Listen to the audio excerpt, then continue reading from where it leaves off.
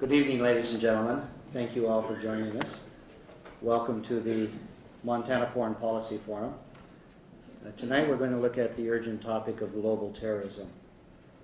I'm Mark Johnson. I'm the Executive Director of the World Affairs Council, and we're delighted so many of you could come out and join us tonight. Our distinguished guest speaker is Ambassador Ted McNamara, the Special Advisor for Homeland Security and one of America's leading experts on terrorism, counterterrorism, and weapons of mass destruction. The events of 9/11 have certainly riveted our attention on the problem of global terrorism, and events in places like Bali and Afghanistan and the Middle East, including Iraq, have heightened those concerns. It's important that we discuss the current situation. Our guest will help us better understand what's going on in Washington and what the stakes are for places like Montana. Ambassador Ted McNamara has had a long and distinguished public service career with the U.S. State Department. He was recently appointed Senior Advisor for Homeland Security. And when I say he was appointed, let me clarify that he was asked directly and personally by the Secretary of State, Colin Powell, to take this important mission. Prior to that, he had been a special representative, senior representative between the Secretary and the United Nations dealing with matters of terrorism as the Security Council was debating various resolutions. Previously in his career, he served as a senior director at the White House, at the National Security Council from 1992 to 1993. He was ambassador at large for counterterrorism. He served as ambassador to Colombia from 1988 to 1991, and previously in his career he served in foreign service posts in Paris and Moscow and in Zaire. So it's a great pleasure to have him here tonight. And I should tell you that earlier in the day, this morning in fact, Ambassador McNamara addressed 430 high school students at the University Theater who are participating in the 38th Annual Model United Nations program. This is part of the International Education Week activity sponsored by the Departments of Education and State. And Ted, on behalf of the World Affairs Council, we greatly appreciate the time you took to help educate a new generation of Montanans about world events. Now, we're very fortunate to have someone of Ted McNamara's stature. He's going to speak, and after his remarks, he'll be pleased to take your questions. And what I would ask, in the spirit of fairness, we have a good crowd here, if you would please limit your comments and your questions to a brief moment, say a minute, so that we can hear from as many as possible of you. And before I turn the floor to Ambassador McNamara, I want to say a word about our next program. It will occur a week from today, December 2nd, and our speaker will be the Vice Rector of the Diplomatic Academy of Ukraine, Mr. Georgy Fomenko, who's going to be speaking on conflicts in Central and Eastern Europe, which I think is a very pertinent topic. December 2nd, 7 p.m. in the Del Brown Room on the other side of the campus in Turner Hall. And before I want to make one other statement. Many of you received a flyer as you came in. I don't know where it came from. That's okay. It's part of the information. And the only thing I want to say is that the World Affairs Council is a nonpartisan information. We didn't provide it. I don't know who did provide it. But William Safire is always worth reading, a conservative journalist. So if you haven't read Conservative Journalist, this might be a good time. Anyway, it's now my great pleasure to present to you Ambassador Ted McNamara.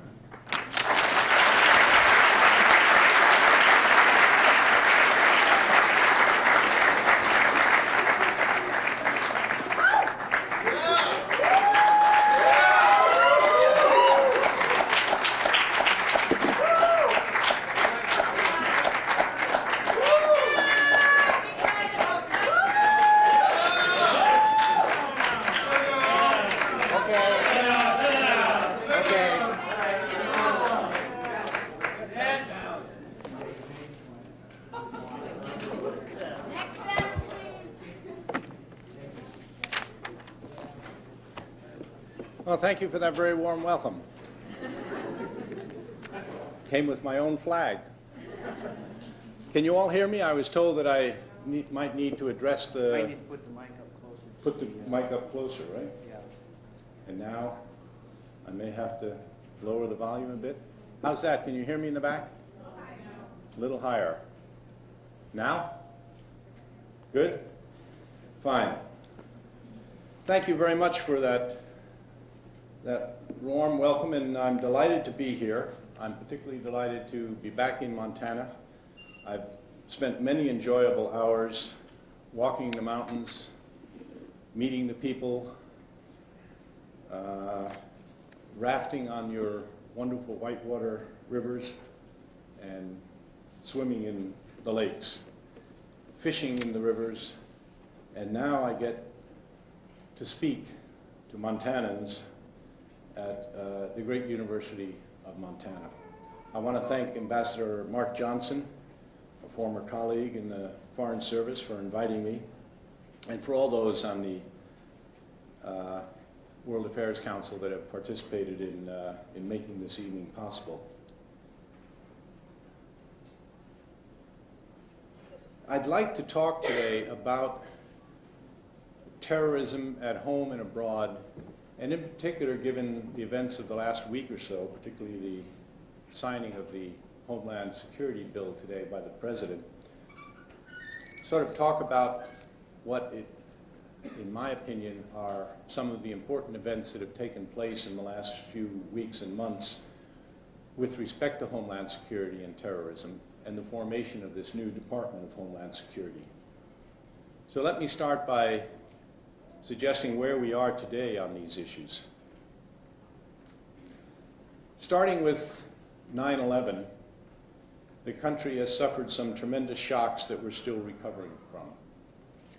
In a sense, however, the biggest shock is the one that arises from all those individual shocks that we've suffered from, namely the shock of vulnerability. Vulnerability is something that this country does not understand very well. We perhaps felt vulnerable a few times, but fewer times and with much less force than as any other nation in the world. We've been protected by a number of barriers over the years and over the centuries indeed. Large oceans, stable borders, long distances between ourselves and our enemies, effective government, a united population, economic strength, and other benefits. It appears that these are no longer sufficient. They now, demonstratively, have weaknesses that we hadn't thought about, or at least hadn't thought enough about before. And now we need to focus on the changed circumstances. And as a nation, we need to determine how to face this new situation. I, for one, do not think that these are huge, insurmountable problems that we face, but they are certainly most serious problems, and they'll require the attention of the country for years to come. The more powerful we have become in political, economic, and military terms, the more our adversaries have looked to unconventional means to confront us. In fact, had we been paying attention over the past 2 decades, we would have seen that the barriers that we've been relying on were eroding against the unconventional threats that we were facing. Frankly, before 9/11, we as a nation did not take the warning signs seriously enough. Let me say that our initial reactions to the horror of the trade towers and the Pentagon disasters have been, by and large, a good start. Given the initial shock and the unpreparedness, we've done fairly well in the past year. But we're going to have to learn that facing unconventional threats requires unconventional responses. Just as the Cold War presented new and unusual threats, so also the 21st century will require that we think anew and act differently. We are indeed in a new kind of war. A war as different from conventional war and from the Cold War as those two kinds of war were different from each other. Unfortunately, we have a tendency to declare war in this country too lightly. We've declared wars on drugs, on cancer, on poverty, on crime, on corruption. In Washington a few years back, we even had a war on paper. This kind of hyperbole over time corrupts the meaning of the word and leads to a passivity and even a cynicism about war. I prefer to talk about our current war in terms that will be familiar to anyone who lived in the second half of the 20th century.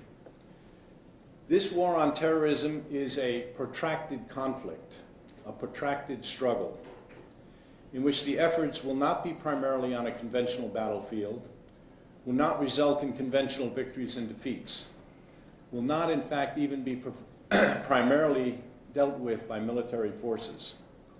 Rather, this war, this struggle, will go on for years, probably decades, with different adversaries and with a variety of tools and weapons. The most important tools at our disposal in this struggle will be our intelligence capabilities, our law enforcement capabilities, including judicial, our diplomacy, and in the last analysis, when necessary, military force. Because the threat of terrorism will be with us for the foreseeable future, we need to face this unconventional enemy shoulder to shoulder with all like-minded, committed nations, especially our democratic allies and partners. So what is the threat? In this war, as in all wars, the more we know about our enemy, the stronger we're going to be. And the more we know about our vulnerabilities, the stronger we're going to be. Modern democratic societies are particularly vulnerable to terrorism. The openness, diversity, and mobility of our population give terrorists opportunities to hide in our midst before striking. We live in large urban areas. We congregate in large numbers in public places. We're linked by vulnerable production systems and vulnerable supply chains. Food, water, energy. Our transportation networks, power generating plants and industries can be attacked with potentially catastrophic consequences. Public safety and health infrastructures can be overwhelmed, producing casualties in the thousands or even the tens of thousands. This is the inescapable reality of the 21st century. This is the threat. And this threat from international terrorists is a most serious one. The terrorists are strategic actors. They select the time and the place and the method of their attacks based on their calculation of our vulnerabilities. They won't confront us where we're strong. They will confront us where we're weak or unprepared. They're patient and they're cunning. Today we're confronted by sophisticated, decentralized terrorist networks that are spread across many nations and in many areas of the world. They're linked together by information technology that didn't exist as little as a generation ago. They can use financial networks and ideological supporters in a way and with a facility and a flexibility that was unknown a generation ago. Those same enemies are working to obtain chemical, biological, radiological, and nuclear weapons. They also use conventional bombs and guns, hijackings, hostage takings. At the same time, they're gaining expertise in new techniques, including cyber attacks. They'll constantly seek new and unexpected ways to carry out their destructive mission. Al-Qaeda remains our most immediate and serious threat, despite the damage we've done to their networks in Afghanistan and elsewhere. The recent bombings in Bali, the murder of Europeans in Pakistan, the attack on the French oil tanker, the killing of Marines in Kuwait show that they can still orchestrate, they can still attack, they can still inspire their militants. The modus operandi, emphasizes careful planning, tight operational security, and exhaustive field preparations as prerequisites for success. And they're good at what they do. So what is our strategy? The U.S. strategy must be to confront the terrorist threat, and it involves both offense and defense. The former includes actions taken to attack and disrupt the organizations themselves, to capture and or to kill their leadership. The latter comprises the steps we're taking to protect our homeland, our population, and our links, our relations with the rest of the world. President Bush created the Office of Homeland Security within the White House on October 8, 2001, and today he signed a bill creating a new Department of Homeland Security, both to coordinate the nation's response to terrorism and to develop a national strategy for Homeland Security.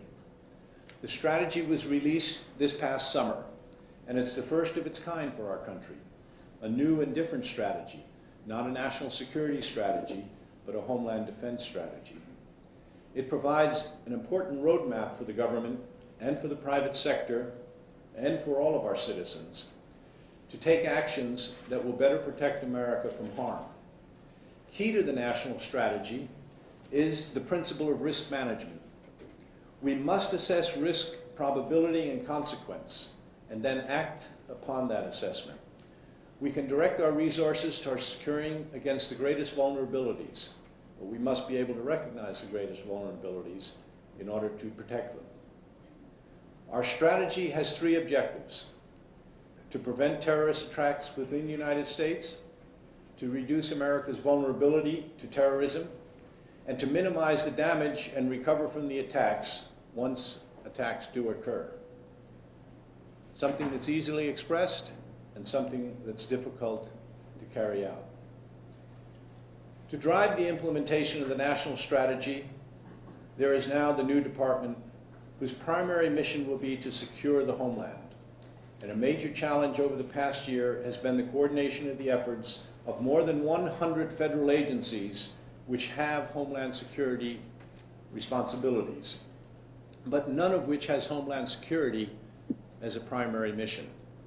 As of today, that's changed. The new department will control our borders.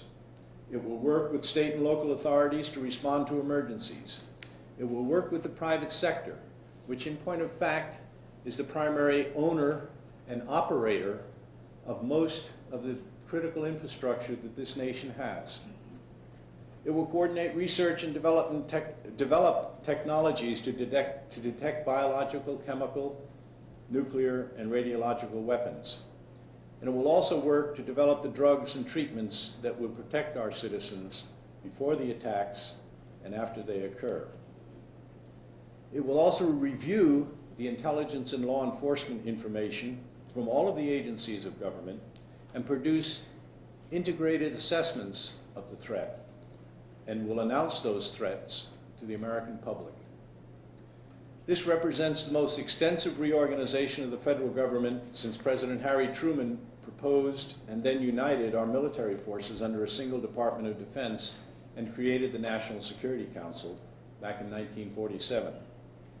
And most importantly, following the action of the Congress and of the President, we will now have a new department as we start the new year.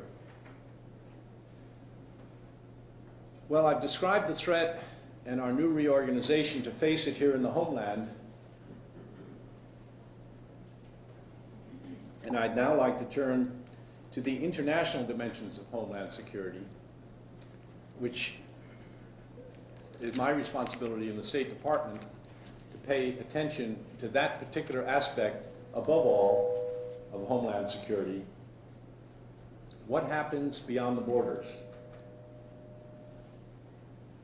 For all the progress made at home, and there have been substantial efforts and substantial progress made, our efforts to secure America cannot and will not succeed without international collaboration. No one nation can confront the terrorist threat alone or protect itself through its own actions, and that includes the United States. Our nation is interconnected by financial, transportation, information, and trade systems that go across our borders and go across innumerable other borders around the world. The front lines of Homeland Security begins thousands of miles from our borders. Working with allies and partners and friendly nations in this protracted struggle, we can be successful. Without these allies and partners, we're doomed to fail. This is not surprising. Indeed, no great world power has, since the time of Alexander, as far as I know, sustained a position as a world power without being the leader of a great coalition of nations. In this struggle, our diplomacy is a major part of that first line of defense that I described. Backed by the capability and the will to use force when necessary, we can, in fact, face the threat. This approach won the Cold War for us, and modified for the current situation, it can win this one. Over time, our political strength, our economic wealth, and our social and cultural influence can be sustained best by working cooperatively with allies and partners. Necessarily, our ability to gain their cooperation will from time to time involve adjusting our methods without compromising our goals. In the end, we'll need therefore to remain strong but flexible in our dealings with those nations from whom we want and must have cooperation. We need the wisdom to see this truth if we're to gain the maximum benefits in this long struggle against our terrorist enemies. We can protect our homeland by working cooperatively. The United States is proud to be part of one of the greatest coalitions in history. Just about every nation has offered its political support for the global campaign against terror. And many coalition forces have joined us in Afghanistan to destroy the Al-Qaeda bases and to capture many of its operatives and put the rest of them on the run from their haven in Afghanistan. At the same time, we helped to liberate the Afghan people from the oppressive rule of the Taliban. You'll all remember, before we went into Afghanistan, that the predictions were that we were going to be dragged into this quagmire. What we found out was that we were being greeted as heroes and liberators as we got in there. The job's not over yet, but it hasn't been a quagmire, and it needn't be. We know how to operate in Afghanistan. We've learned a lot since Vietnam, and we've been in situations like Afghanistan. We did, in the Gulf War, we sent troops in. We sent U.S. forces into Africa, in Rwanda. We sent U.S. forces into Panama. In all of those instances, they were welcomed as liberators.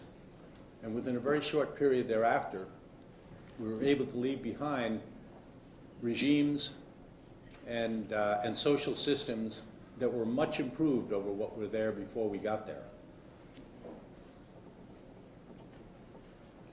But we also have to use international organizations to help us in this effort. Organizations such as NATO, which has now expanded its area of attention, not necessarily its area of operations, beyond the traditional NATO areas in Europe, and also the UN. These organizations and others have been critical in creating and sustaining the international coalition that now joins us in this fight against terrorism. For the first time in its history, for example, the United Nations has passed a very broad counterterrorism resolution, which I urge all of you to take a look at, UN Security Council resolution known as 1373, the number that records its sequence in the resolutions passed by the Security Council. What's interesting about this resolution is that compliance with it is required by all UN member states. The resolution provides a legal and political foundation and even a certain moral impetus for the international community to organize itself against terror. It lays the ground for productive relationships among a number of nations, and a number of regions, and multilateral organizations who can be essential partners in this effort. It focuses on the most important elements of the counterterrorism effort, such as legislation, control of travel documents, control of borders, the control of financial transactions, which the terrorists have used so freely in the past, and other efforts. By focusing on these areas, the Security Council seeks to raise the baseline of capabilities of each member nation to confront terrorism. There are no sanctions included in the resolution, and it's not directed against or at any particular country or region. It focuses on what's fundamental in establishing a sustained effort by the international community. And I want to emphasize that, a sustained effort. By sustained, I mean many years. A sustained effort to raise the capability of all of the nations so that the individual states are more able to respond to terrorist threats against them, against their neighbors, and in their regions. Let me note that we're not asking every country to have the same capability. It's not imagined that Malawi or another small country in another part of the world would have the same capability as, say, a France or a Japan or the United States. Simply that they raise their current capability based on the threat to them and to their neighbors. In the past year, we've been implementing bilateral accords with Canada and Mexico here in the United States to increase mutual security without impeding the legitimate transportation and flow of people and goods between the United States and those two countries. That's important for Montanans. You have a long, unpatrolled and generally wide open border with Canada. In order to keep it that way, we in Canada are going to have to reach agreement as to how we're going to secure Canada and the United States together from the terrorist threat, because those of you who listened to bin Laden's latest tape probably noticed that he included Canada on his target list for the first time.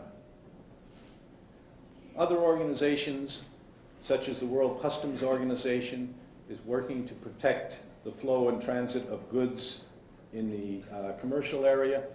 Some organizations, such as the International Civil Aviation Authority, are working in the civil aviation area, and I could go on, but I won't. Let me conclude. Our shared principles and our collective security are challenged today by organizations that accept no law or morality and have no limit to their violent ambitions. In the attacks on America, we saw our enemies' destructive intentions. This threat still hides within many nations, including within the United States. No organization has a monopoly on homeland security or counter-terror efforts. In fact, the opposite is true. Only by combining the efforts of NATO, the EU, the European Union, the United Nations, the Group of Eight, and other bodies and organizations, only then can we ensure that we are providing our countries and our peoples with the best defenses and responses to potential terrorist actions. Every American citizen has a stake in this struggle. If governments and international organizations are to succeed, they'll need long-term moral and political support from community leaders and ordinary citizens like yourselves.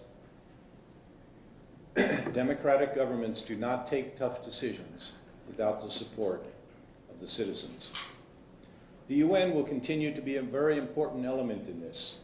It will be important in creating and sustaining the international coalition against terrorism.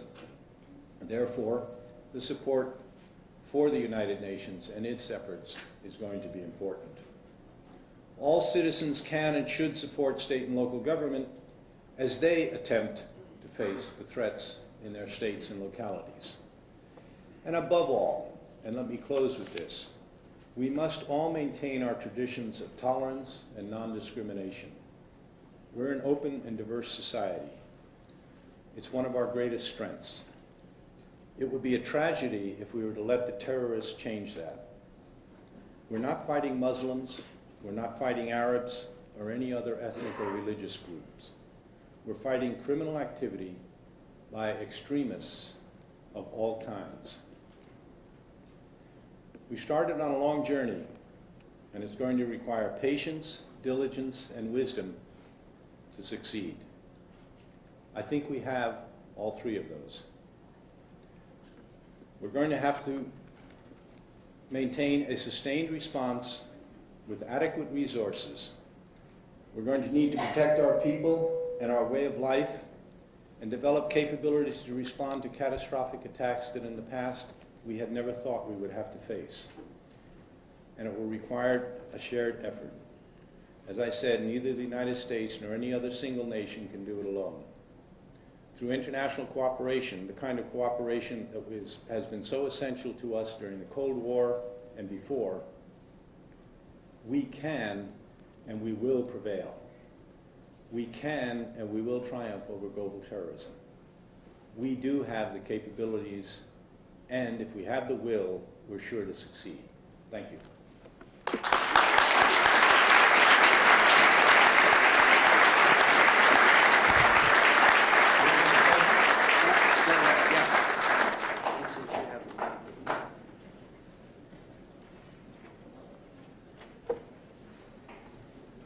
We're not going to open it up to questions. We have one mic, so I'll let Ted keep it. And as I said at the outset, I know that with you.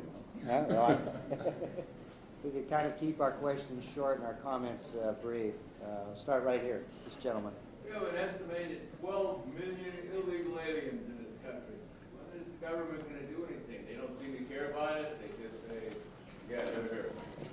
You say you want to close the border or watch the border carefully so they don't let terrorists in. We got 12 million people in here illegally.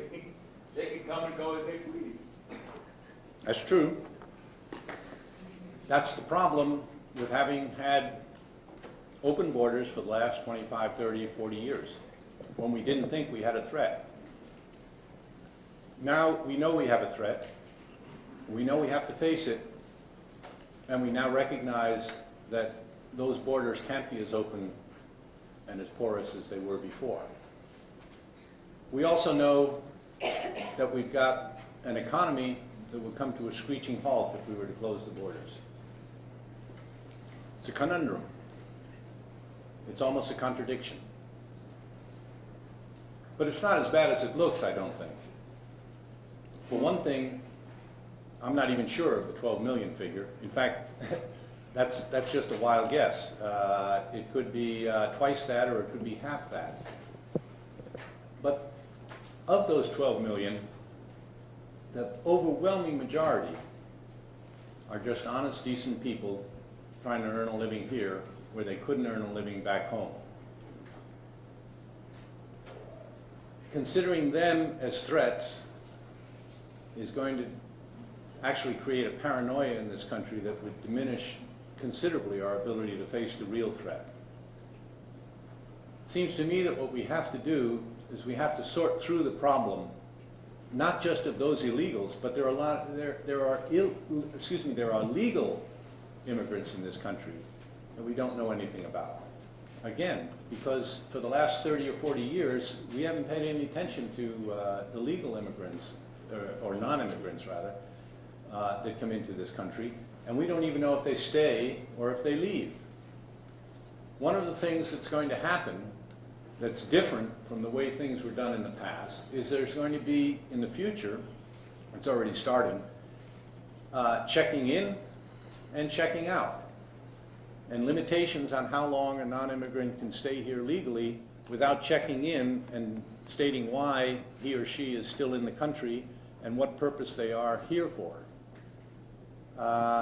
What that should do over the long term, it's certainly not going to make much difference in the very short term, is give us a better picture. We may in fact know whether there are 1 million, 12 million, or 25 million illegals in the country. But I'm not sure that focusing on the illegals is our greatest danger.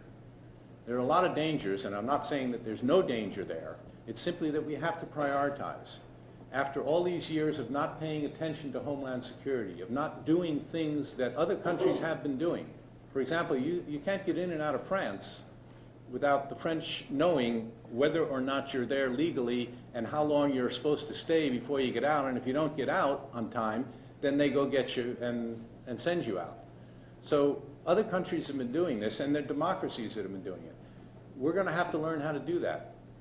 It won't happen overnight, but I think over the course of the next months and years you'll see. In fact, we've already made announcements that, certain foreign non-immigrant individuals have to register with the Immigration and Naturalization Service in the course of the next few months. First time in several generations that that's been done. There are a lot of other things that are, I think, a higher priority than focusing on those illegals. We have much more serious, higher priority threats that we have to deal with. Eventually we'll get to those. And some of the things that we're doing, such as registering immigrants, or non-immigrants, excuse me, from a whole range of countries, will get at some of the illegals, get at most of the illegals eventually. So we're getting there. We've started, but we've got years of work ahead of us to, in effect, fix the last 30 or 40 years when we weren't paying any attention. Yes? Hi, my name's Michael with the Missoula Independent. Oh, no, I was actually, Sorry. Ambassador, I wanted to say that the things that you have said tonight are not surprising to me, in that they seem pretty conventional. If we're looking at ways to find more security to reduce our vulnerability and find wisdom towards that, the thing, and I didn't agree with that, that none of us knew that this was coming. It didn't surprise me when September 11th happened, because in looking at the nature of violence, violence can be seen as a dimension, a last-ditch effort toward trying to live. So when I see the Homeland Security Act and the things that you're talking about here tonight, they're not thinking outside the box. It's conventional. It's according to the prevailing paradigm, which this is not a put down, but we have an imbalance of the masculine and feminine approach to doing things. And there's a feminine wisdom that is not being understood here. And I can see how the terrorists, and they're not the faceless enemy, they're you and me. And I think the test of our humanity, the test of our strength, is not setting ourselves apart from others in any way, but understanding that our security is absolutely part of the strength and security that we provide for the safety of others. And I'm thinking right now of the Palestinians and the Israel, and wondering if we have healed ourselves from World War II, if we have achieved a clarity enough to call for right relationship there, if we are being right in our thinking about Colombia, or whether we are putting forces there to protect the oil companies. I'm thinking about the women in Iraq right now who don't know if bombs are going to drop and if their children are safe.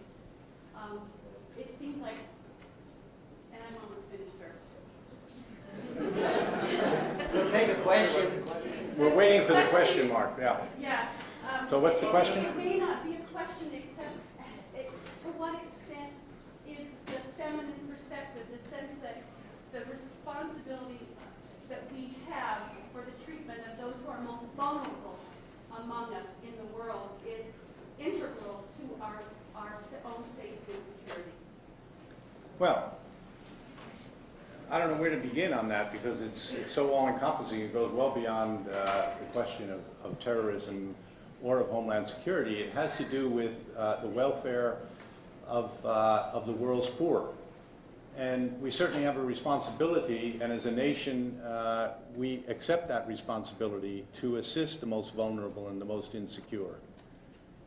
But the primary responsibility, it seems to me, for the most vulnerable and insecure rests with the governments whose citizens are among the most vulnerable and insecure. It's our responsibility to assist to the extent that we can, that we have the facilities and the capabilities and the resources. But there are a lot of governments around the world, and I've been around the world quite a number of times, who are corrupt enough, unfeeling enough, and unconcerned about the welfare of their citizens, that nothing we do is really going to be very effective in those countries. And that represents a substantial, almost I would say a majority of the governments in much of the world. Not quite, it's a minority of the governments, but if we can't overcome the corruption, and that's a question for each nation itself to decide, if we can't find ways for those governments to be much more effective in governing their own nations, we can't do it from Washington. I mean, that would be to create an American empire that nobody in this country wants and that nobody around the world wants. We can assist, but we can't take primary responsibility everywhere in the world. Now, as far as Homeland Security and terrorism are concerned, we're talking here about criminal actions. And I think one has to make a distinction between searching out what are called the root causes of terrorism and the terrorism itself. The US government, myself personally, fully, as do most Americans, accept the fact that there are root causes of terrorism, and that the root causes of terrorism have to be understood, and they have to be dealt with, or we'll find that terrorism will continue in some fashion somewhere in the world. The real question is whether, while we're examining and trying to discover what the root causes of terrorism are, whether or not we should be passive and not oppose the terrorism and the terrorist acts. And I guess the best way I can describe my own sense on this is to, for a moment, move away from the terrorism and examine other criminal acts that are commonly seen in the latter half of the 20th century and in the first few years of the 21st. And that is genocide. Genocide's a criminal act. It's been practiced by a number of people in the 20th and 21st century, a number of governments. Now, there are root causes for genocide. In some cases it's religious, in some cases it's ethnic, in some cases it's other reasons. I don't remember anybody saying that before we rooted out the genocidal leaders who were responsible for genocide, that first we had to figure out what the root causes of genocide were. So if looking at the root causes is an excuse for not acting to stop the genocide, we'd all say, that's a mistake, that's wrong. Stop the genocide, look at the root causes, and fix the root causes to the extent you can. That's why we went after Hitler. That's why Milosevic is on trial in The Hague. That's why we're looking for Karadzic. That's why there's less genocide being practiced today than there was 4 or 5 years ago. Because we went after those guys, particularly Milosevic and Karadzic, and demonstrated to anybody else who had in mind genocide that we were coming after you, and we'd come after them. So there was less incentive to practice genocide. If we had sat to one side and said, oh, you know, we really have to figure out what the root causes are before we go after you guys, there'd be a lot more genocidal people practicing genocide today than there are actually. Let me move that back into terrorism. Terrorism is a criminal act. We don't say that there aren't root causes for that criminal act, but that shouldn't be an excuse for not taking action against the criminals, for defeating those who would practice those criminal acts, even while we understand that there are root causes. There are root causes for murder and rape, too. There are root causes for all criminal acts. In some cases, they're personal. Some cases they're economic, some cases are political. But you don't not fight the criminal and the criminal activity until you first sorted out the root causes. That's never been the case, that, to my knowledge, in working against criminals. Yes, the root causes of terrorism have got to be understood, and to the extent that we can alleviate those root causes, we'll be making progress. But I don't think that that ever should be an excuse for not making a very determined, forceful, and sustained effort to get rid of the criminals who are practicing terrorism. Yes? Oh, sorry. No, I wasn't, but go ahead, and then the fellow further 5, 6 rows back.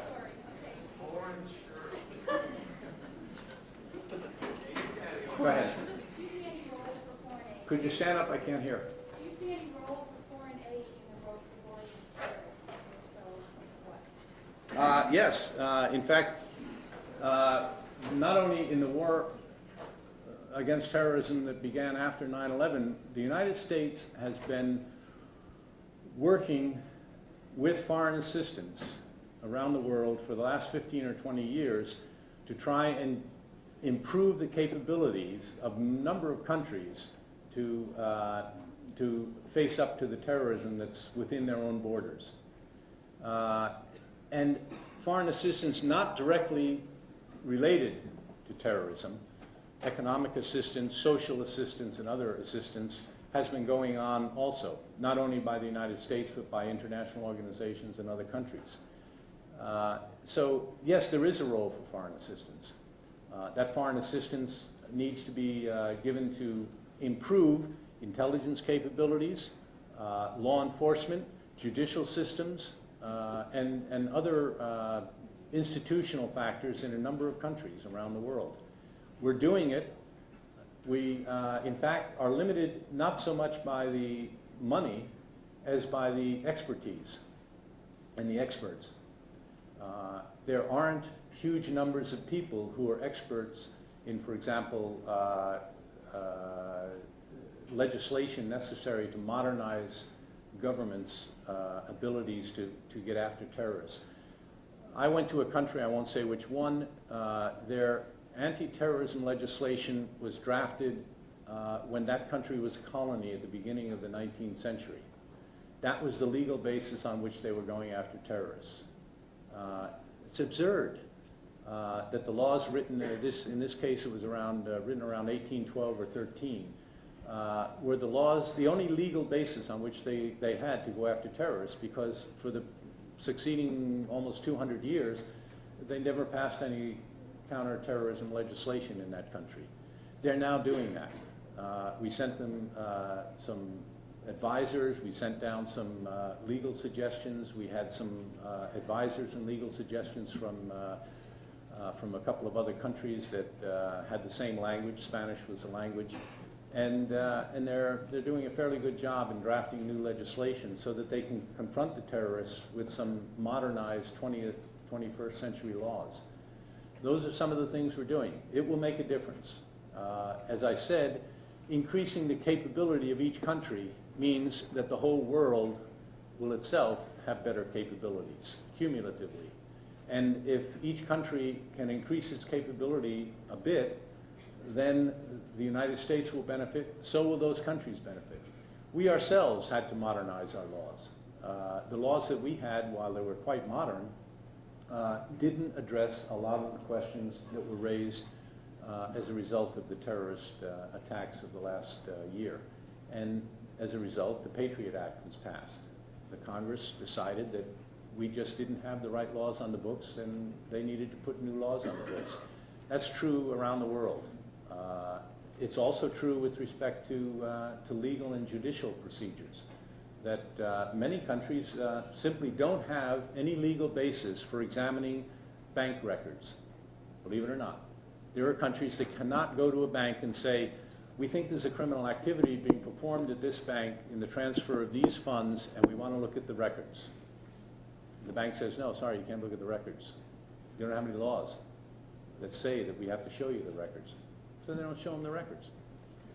That kind of outmoded legal system has got to be modernized, or that country is not going to be able to face the terrorist threat. Yes? Got a brief comment and a question. I'm very concerned about our own government's support for terrorism, and particularly in Colombia. I spent 2 weeks in the city of Barranquilla last year and a month there this summer, and Barranquilla has been completely taken over by the right-wing paramilitaries, which according to the Colombian Commission of Jurists are responsible for 79% of the deaths and disappearances of non-combatants. The local military and police there in Barranquilla did absolutely nothing to prevent that takeover, nor have they taken any effective action to remove the paramilitaries from the city. Last year I accompanied leaders of the peasant organization. This year I spent a month accompanying leaders of the Coca-Cola Workers Union there. And members of both of those organizations have been threatened by the paramilitaries, and that's why they've requested international accompaniment, because the paramilitaries are less likely to act in the presence of international witnesses. Excuse me, could I ask what the question is? I'm getting to the question. I listened to you very carefully. I'm getting to the question. On February 15th of 2000, you testified in Congress in favor of a massive increase in U.S. military aid to Colombia. In your testimony, you said that the paramilitaries, quote, do not depend on government support. They are independently organized and supported. Human Rights Watch and Amnesty International extensively documented the close relations between the Colombian military and police and the paramilitaries. The people that I've spoken to in Barranquilla said that the military, the police, and the paramilitaries are all one and the same. 4 months after you testified, Congress approved $642 million for the Colombian military and police. In the past 2 years, they gave them another $594 million. As a result of your efforts, my friends in Barranquilla, Yolanda, Jacquelina, William, Juan Carlos, and others are now at greater risk of being killed by the paramilitaries. So here's my question. When is our government going to stop its support for terrorism in Colombia?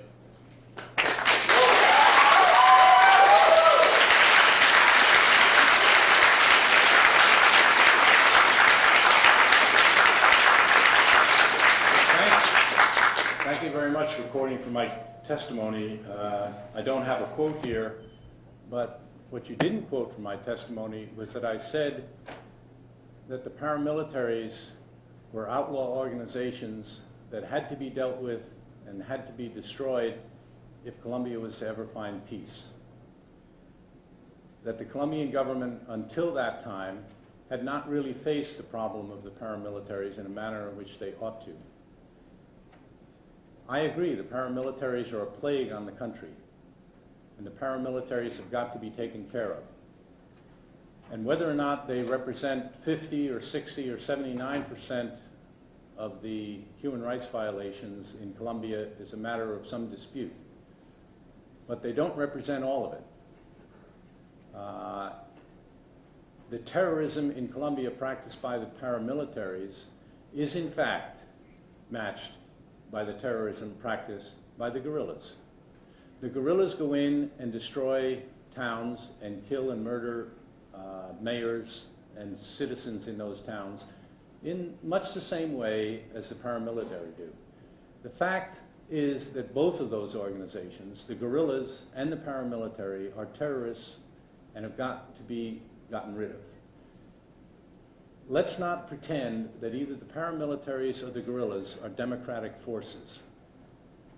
If anybody thinks that letting the guerrillas take control in Colombia is going to produce a democracy, or letting the paramilitaries take control in Colombia is going to produce a democracy, they don't understand those two organizations. The government of Colombia is a weak but functioning democracy. If we desert the government of Colombia and let either the paramilitaries or the guerrillas take over, or the worst situation, let them fight it out, we're going to find that Colombia is no longer a democracy and is probably no longer going to be a functioning country. It's a very difficult and complex situation in Colombia. I spent a lot of time there. I spent a lot of time working for peace in Colombia, and so has the government of the United States. Now, you may disagree with the policy of the United States as to whether or not it's being effective, but to think that just the paramilitaries are a problem and the guerrillas are not an equivalent problem is naive. Now, I don't want to go on too long. You asked the question, when is the United States going to stop supporting the paramilitaries and sending military assistance to Colombia? We don't support the paramilitaries. And the assistance that we're sending to Colombia is to keep a democratic government and a democratic system in Colombia, which is in our interests. It's in the interests of the Colombian people. If political power in Colombia grows out of the barrel of the rifle, whether the barrel of that rifle is held by the guerrillas or by the paramilitaries, it's not in the interest of the people of Colombia, and it's not in the interest of the people of the United States.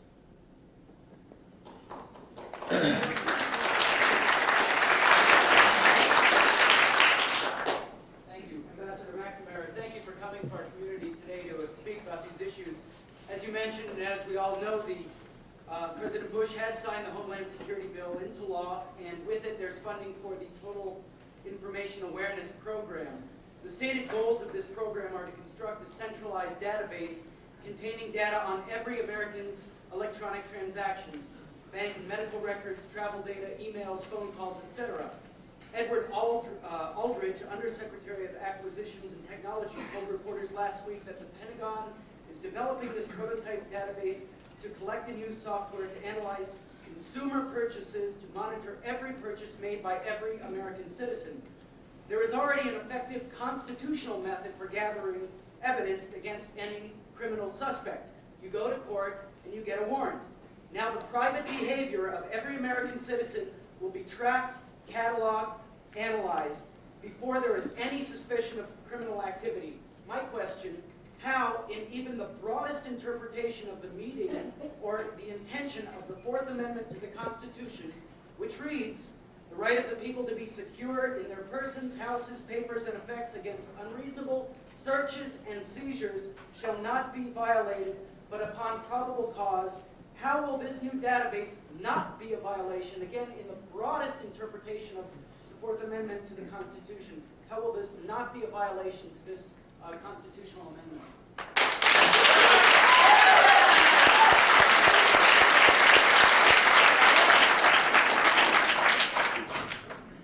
The shorter answer is there's no way it won't be a violation of the Fourth Amendment. It was a stupid program. It should never have been thought up. It should never be implemented. And it's been, the proposal for that program has been denied any funding, and it's dead. So there isn't going to be any such program. Let me finish. It's a program that was dreamt up by somebody at the Department of Defense apart from and separate from Homeland Security. It was not part of the Homeland Security program. It was never part of the Homeland Security program, and it was never intended to be part of the Homeland Security program. In my opinion, it was a dumb idea, and it's been killed. Smarter minds prevailed, and people realized that that was not something that ought to be done, and it has been ended. So you've won on that point. We've all won on that point. I take that back. Why? We're not talking about this. Yes. Yes, sir. I would like to ask about what are we doing in Afghanistan other than providing military power? And this question is when Al Gore said they have, in a sense, abandoned Afghanistan in the same way we abandoned it years ago after the communists were defeated. And just what are we doing to build the country economically and structurally and democratically? What are we doing in Afghanistan? And how about, are we allowing the Afghanistan people to trade in the opium trade? Well, let me take the second half because it's a shorter answer, and that is, no, we're not certainly allowing them, but how one stops that in a country as chaotically organized as Afghanistan is a tough question. It's a tough question whether it's Afghanistan or Burma or Thailand. opium trade is an international trade that we haven't been able to stop for the last 20 or 30 years. And in large measure, or at least 50% of the responsibility for that is ours, because we have such an insatiable appetite for drugs. Somebody will supply it. But nonetheless, we're trying to eliminate the cocaine and heroin traffic coming out of Afghanistan. How successful we'll be with this new regime, we'll see. I expect it will probably be somewhat more successful than the last one, because we couldn't get any cooperation out of the last one. Now, as for what we're doing in Afghanistan, and whether we're leaving Afghanistan to go the way of what had happened in the early 1980s and early 1990s, I think, I'm not an expert in that area. I don't work in that area. It's not an area of my responsibility. But from everything I hear in the Congress and from the administration experts, they seem to have taken a lesson from the 1980s and 1990s and decided that we're not going to abandon Afghanistan, but that we're going to organize a coalition of nations willing to assist us in Afghanistan, including Japan, including the nations of Southeast Asia, including China, that these countries have gotten and agreed to get together to try and put together the kind of resources that will be able to assist the new Afghan government. The Afghan government is certainly better than the last one. The population seems to be more content than they were under the old regime. Whether or not we're going to be able to put Afghanistan back on its feet, I don't know. But we're certainly trying, and we're not walking away from it in the fashion that occurred back in the 80s and 90s. So the answer is, I'm just not expert enough to give you all the details, but I certainly hope that we don't do what we did back then. We know now that that was a mistake. Would that we had known it back then. I think that there is a decent program that's being attempted. Whether it will be successful or not, I have no idea. Yes? One of our strengths is multi-ethnicity. We have many languages in this country, many capabilities to interact with the world. In your opinion, are we fully utilizing those? Say, just for instance, the Arabic population, a tremendously difficult language to learn, and yet we've got probably 6 million Arabic speakers in the country. Are we utilizing those people to, say, make up our deficit in Arabic intelligence and gathering? Yes, we are. Not just in the intelligence area. We have Arab Americans working in the State Department as diplomats. We have them working in government and in the private sector, going overseas to Arabic-speaking countries. I think we do fairly well, actually, in getting the right people with linguistic skills overseas. We're not very linguistically endowed as a nation. That you think I'm understating it? But there's a history to that. We needn't go into it now. There's geography involved. You can go 5,000 miles in any direction, almost, or at least 2,000 or 3,000 before you run into another language. And English is the lingua franca of the modern world. I know that presents a difficulty because when I was learning my first foreign language, I couldn't get people to speak that language because they all wanted to practice their English. Then I just got very, very stubborn and refused to understand their English. And they found it was easier just to use Spanish as a language. We learn languages, though, and in our diplomatic service, it's been my experience that the average American embassy is linguistically better capable in any given country around the world than any other embassy in that country. There are a few exceptions. The people with Slavic languages, such as Poland, Czechoslovakia, they do better in Russia and Moscow than we do. But other than those with Slavic languages, we had the best language capability of any embassy in Moscow, with the exception of the other Slavic countries.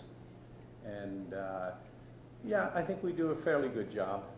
But you can't order people to do things they don't want to do, and Arab Americans have a lot of other desires besides going to work as interpreters for the U.S. intelligence services. By the way, since it hasn't come up yet, let me mention, because I do want to say this, each time I say it, I get usually some quizzical glances from the audience, and that is that I've often sort of speculated on why did it take until 2001 for 9/11 to occur? Why didn't it occur 10 years before or 20 years before? And there are a lot of reasons for that.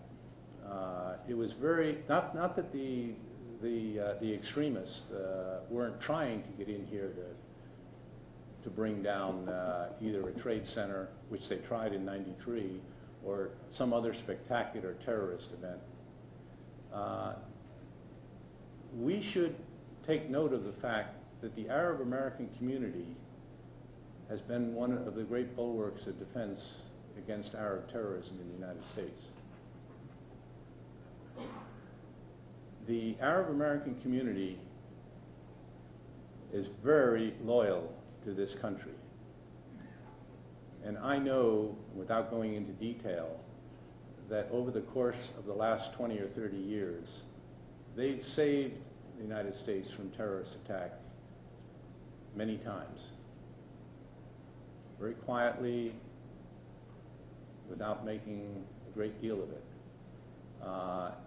If you want to know why 9/11 was successful, I'll mention there are a lot of reasons. But one of the reasons you'll all note is that the terrorists in 9/11 stayed away from the Arab American community for the first time. Think about that. Yes, you seem very anxious. Yeah. Well, I'd just like to ask, you said something about risk assessment. About the fact that we went through a lot of risk assessment in developing the Patriotic Act and Homeland Security.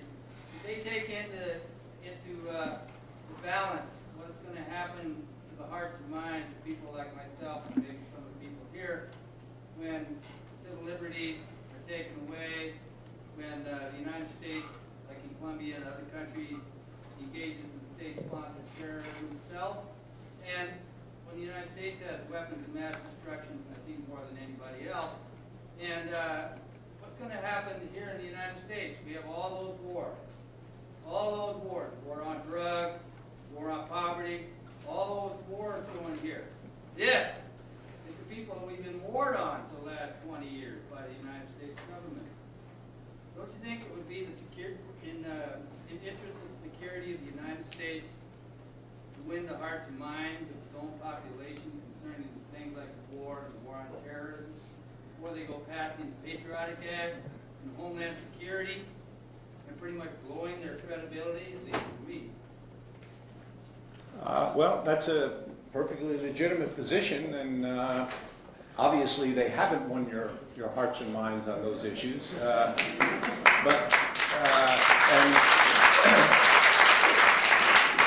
And others, but frankly, I've got an opinion. I'm an American citizen, and I think it was a good thing that we passed the Homeland Security's bill. I don't think that it does infringe on our basic liberties and rights. I think we're going to come out of this much better off than we are right now if we can contain and stop the threat here in this country. And it is a real threat. I mean, there is a real possibility of weapons of mass destruction being released in the United States sometime in the not very distant future. Is it going to happen?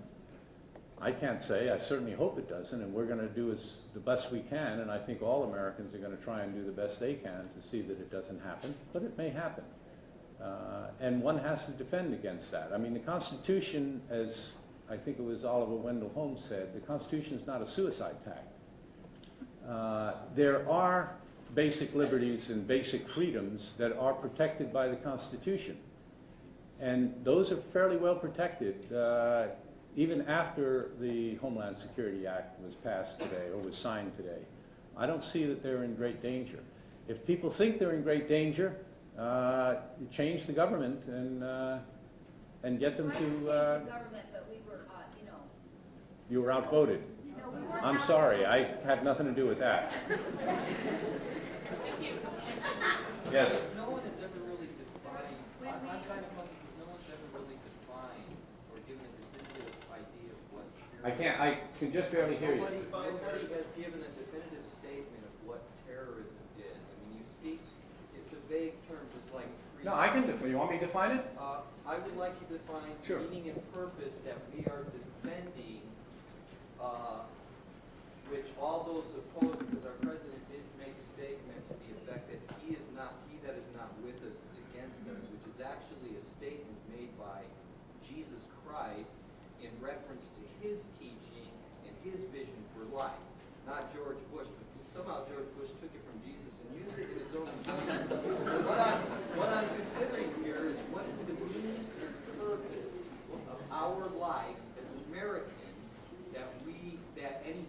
that would help us define terrorism. Does terrorism mean anything that opposes these ideals, and if they are ideals, what ideals are they? Well, I think I can define terrorism for you. I'm pretty sure I can't define he was with us, he was not with us is against us. In my Bible, in fact, I've found that 3 places. 2 places it says, he who is not with us is against us, and in the 3rd place, it's translated, he who is not against us is with us. Anyway, on terrorism.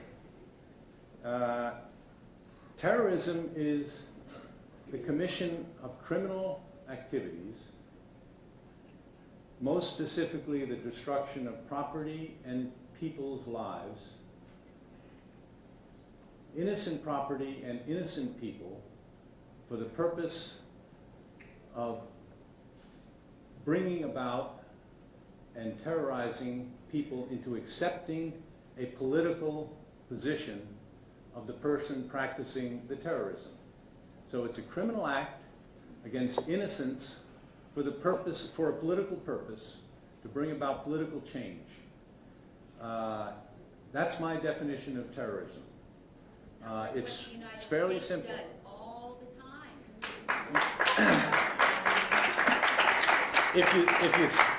If you think the United States practices terrorism by deliberately killing innocent civilians, I think you're wrong. I think this is a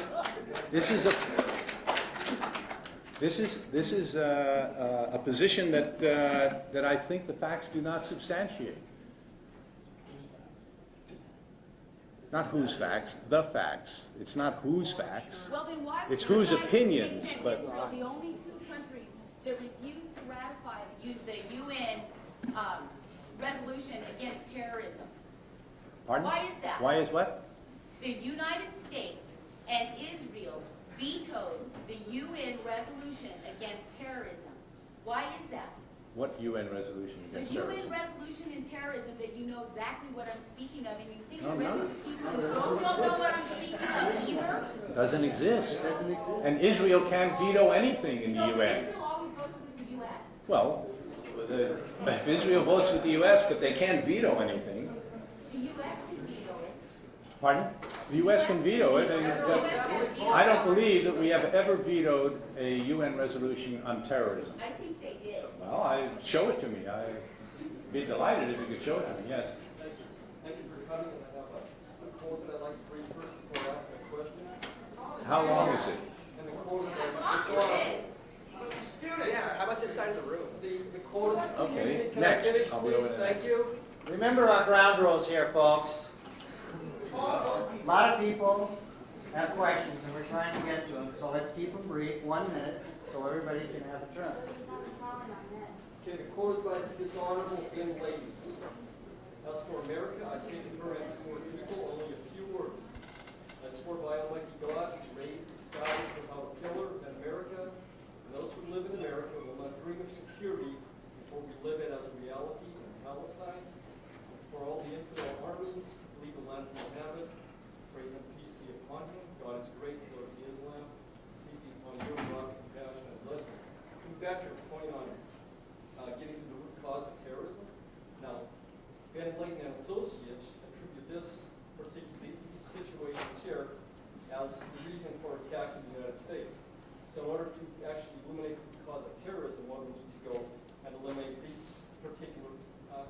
situations where the Palestinians and the Israelis are in conflict, and also to remove any foreign military forces from the Arabian Peninsula. And what he is saying is that he will continue on and on and on. So why don't we actually get to the root cause rather than government eavesdropping on our conversations, monitoring our credit card transactions, centralized databases against us, and so forth. Gestapo tactics is what they call them. Why not actually get to the root cause? Because if we do not get to the root cause, these are only makeshift methods, and only band-aid methods, and they're just not going to work. So my question to you is again, why don't we get to the root cause? If this is the root cause, and bin Laden has said this is the root cause. That's the root cause for bin Laden. His followers. And his followers. And I'll tell you, the reason is because we don't agree that bin Laden has the right to either determine that there should be no U.S. presence in the Persian Gulf, or that the United States should not support Israel in the manner in which it has supported it. We simply have a disagreement. Now, if that disagreement is such that he can commit criminal acts in the city of New York and Washington in order to support his position, and that's justified, well, then anything's justified. And if anything's justified, then this is going to be a much poorer world for anybody to live in. There has to be limits. There has to be some limit to what you can do to achieve a political goal. And if slaughtering 3,000 people is justifiable, 3,000 innocent people who had nothing to do with and were not involved in your particular, in this case, bin Laden's particular war, well, then if I don't know whether you consider that. Do you consider that a justified action to have been taken by bin Laden? No, I do not myself No. personally, but I'm saying that. So therefore, one has to oppose unjustified actions. Violence is a justified violence. That's right. Okay, I said I'd come over to this side, so go ahead. Orange shirt. Okay, orange shirt.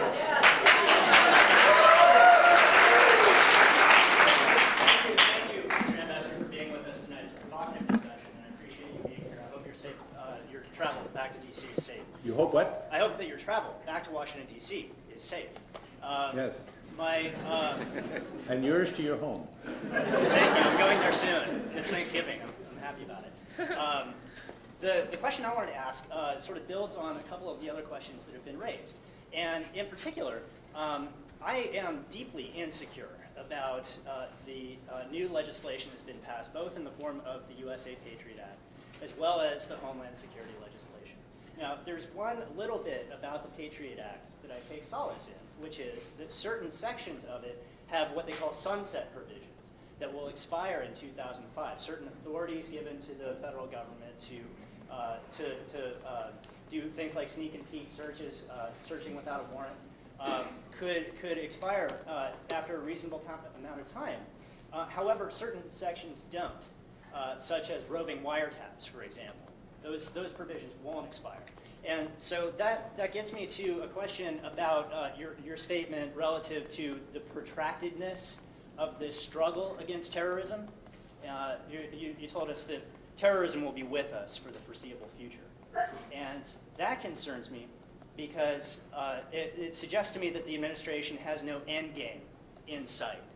I'm wondering, relative to the root causes of terrorism, what strategy does the administration envision to restore the security of American citizens, both from external threat as well as domestic threat from our own government? If the U.S. government is part of the terrorist threat to its own citizens. That's not what I'm saying. What are you saying? You're saying the U.S. government is a threat to its own citizens. No. I am saying that I am uncomfortable with the lifting of the veil of privacy that previously existed between my personal life and the scope of government. Right. Now that the government is empowered to record my commercial transactions, to record my travel habits, to keep information about my iris color and my gait and how I walk, when will those authorities end, or will they? Well, first of all, they're not empowered to record your iris characteristics unless you wish to have them recorded. That's the system that the gentleman spoke of before. It's the Pardon? Defense Advanced Research Projects Agency program. It's in the Pentagon. You're right. It's not the Homeland Security Bill. It's in the Pentagon, but it is happening. I said that was a stupid idea that is done with. You won that argument. Everyone won that argument. So I don't know. I mean, if that's a problem, that problem's been taken care of. Now, if it crops up again, you and I can join hands and we'll try and knock it down again. I don't think it will show up again. That Pentagon program is dead.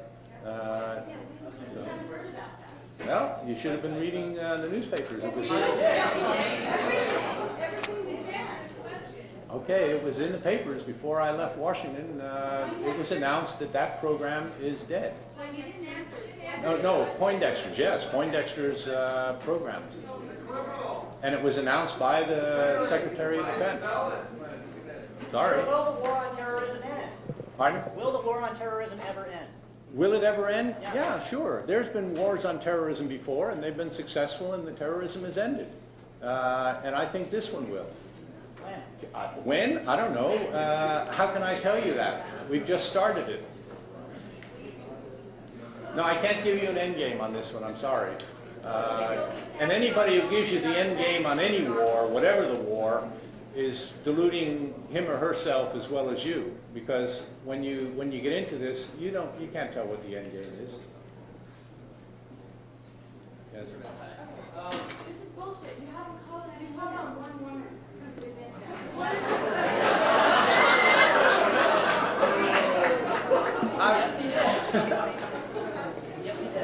One person. Sorry. You suck. Actually, I've called on a lot of people that haven't stood up because other people stood up in front of them. Go ahead. I apologize to the women. I'm not avoiding you. Raise your hands.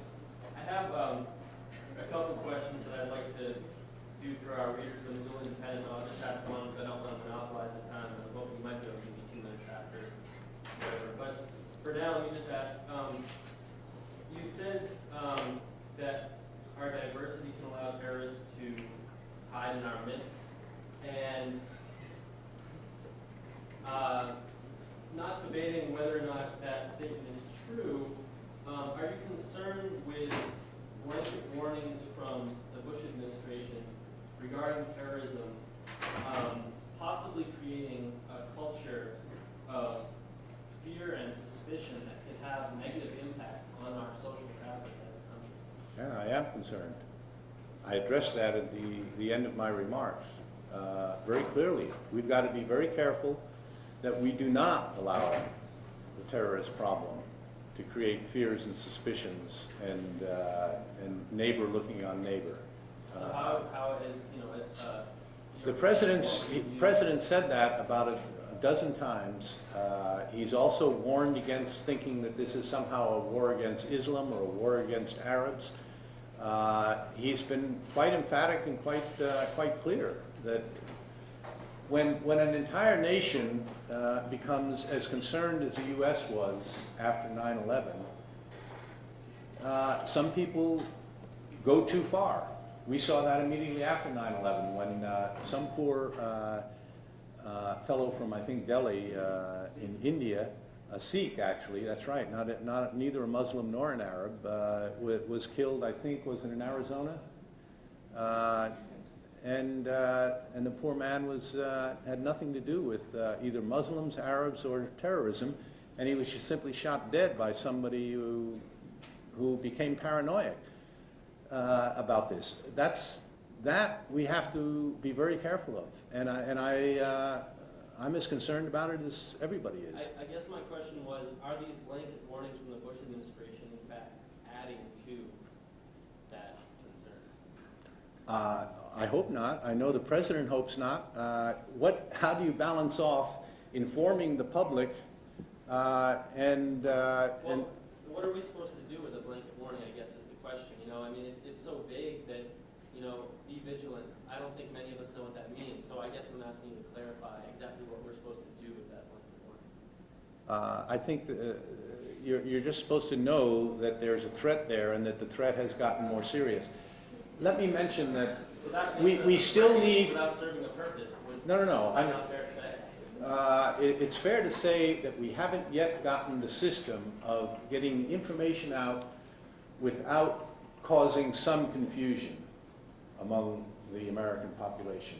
That's quite true. We're new at the game. And obviously the color coding system helps a bit, but it's not, it really needs improvement. This is a new area for us. We're learning, US government's learning, state government's learning, local government's learning. How do you deal with these things? Because we never had to deal with them before. I just came back from a country that knows how to deal with it quite well, Great Britain. They've had 30 years of Irish bombings and terrorism. They have a very sophisticated system for notifying the public, for telling them what areas they ought to be careful about, what are the dangers, and then telling them later, okay, that one seems to have died down, and letting them know. And they do this, and they've been doing it now for 30 years. We've got to learn how they do it and see what they're doing right that we can apply here. The warning systems, everybody agrees, from the president on down, are not operating as efficiently and as effectively as we want them to. As I said, we're new at that game and we're learning. But we've got to get the message out to the American public. Otherwise, there'll be criticisms. Oh, you knew about that and you didn't say anything. So you got to balance those things. We haven't got the right balance yet. We're still working on it. In terms of knowing about that and not saying anything. Yeah, let's move on. Yeah. Ted, 2 more? Yes. Okay. First of all, I really like how you deflect questions. That's great. Okay, root causes. Well, the root causes of dictatorship and tyranny are, taking away the people's freedoms. So what's going on? You're talking about root causes, Root causes of dictatorship and tyranny. I don't know. What's going on? Okay, no. Listen to me. The root causes of dictatorship and tyranny happen when people have their freedoms taken away, which is what you're talking about doing. So I feel more threatened by the government than I have by anyone ever in my life. Absolutely. That's because you live in Montana, not in Los No, Angeles. actually, I've lived in California, I've lived in Montana, I've been all over the world. Excuse you. Yes. I was pleased to hear some of your remarks about war. You said we declare wars too lightly. And we seem to declare wars that are unwinnable, like the war on drugs. Returning to Colombia for a moment, I don't think any of us who have kept up on Colombia are unaware that the guerrillas, the FARC, also commit atrocities. And in between are the poor people who just would like to tend to their crops, which our tax dollars are destroying in our war on drugs. And that these millions or billions, I've forgotten, figures get so big, that we are sending to Colombia go for arms and poisons that kill people, destroy their land, and I don't care which side, every one of my tax dollars that goes to Colombia is a form of terrorism for some poor person in some poor village who's caught in the middle. And I want to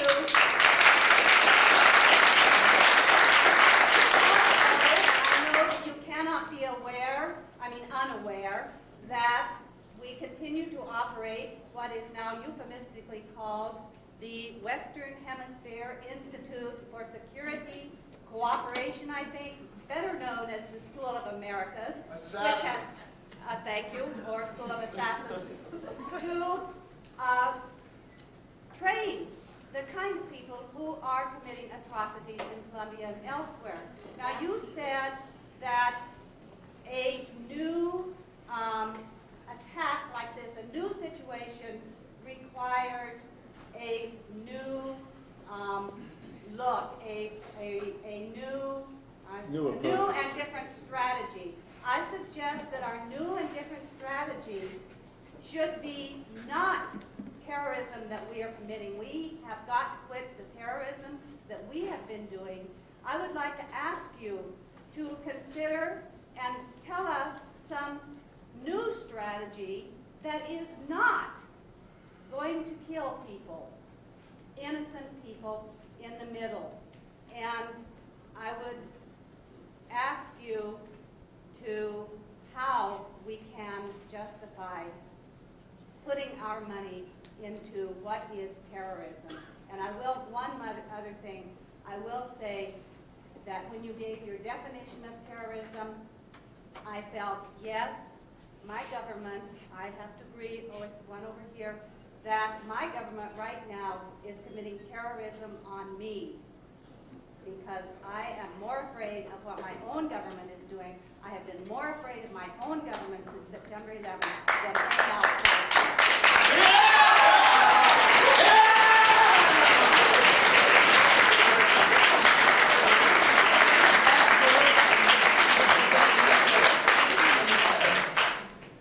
Well, let me conclude by saying I disagree. I think our policy in Colombia is not a policy of terrorism.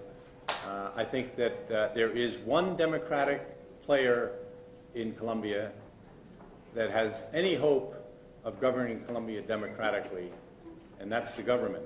It's weak. It's got a lot of faults. It's a good but not a very good democracy.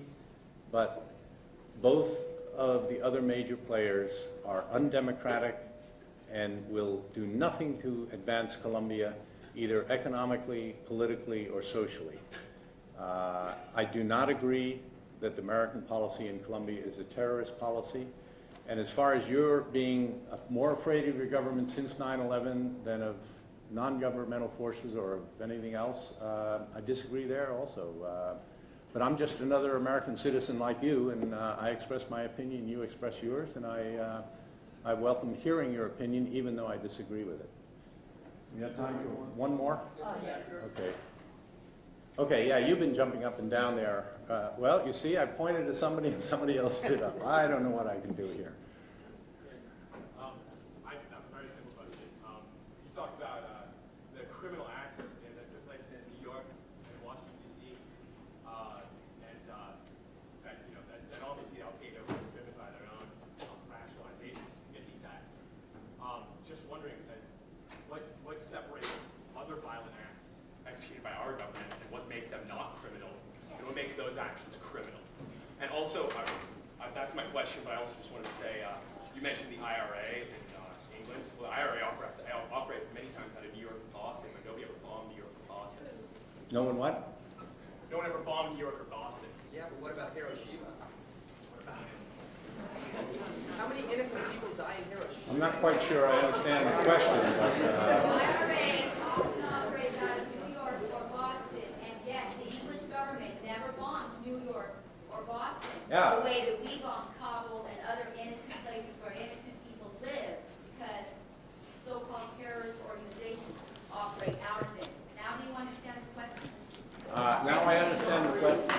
Yes, thank you. The entire country's taken over. Can I ask you a question about the Homeland Security legislation?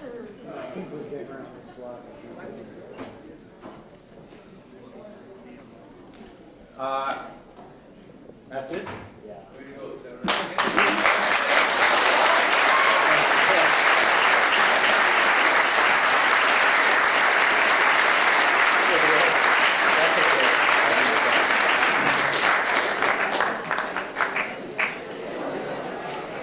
Well, thank you all for coming, and those of you who still remaining, let me remind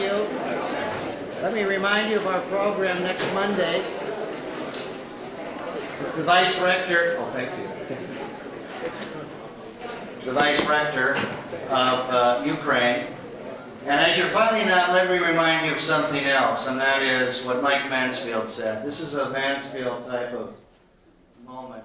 You recall what Senate Majority Leader said, it's always better to hear what the other guy has to say. I think we've succeeded in that, sometimes a little more than others.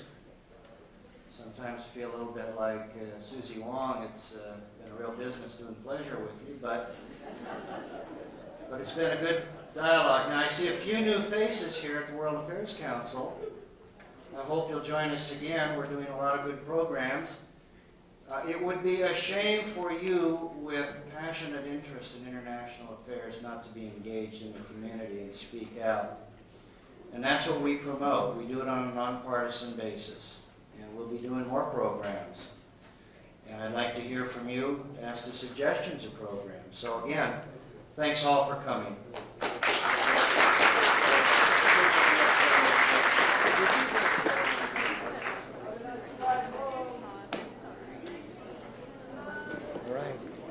It seems like this terrorism is a business. I mean, there's a lot of money involved, and it's like unemployed people that It's all Arab contributions, whatever. It's very interesting. I mean, a lot of wars have been that way. Vietnam was sort of an unemployment program for the Vietnamese, with Russian and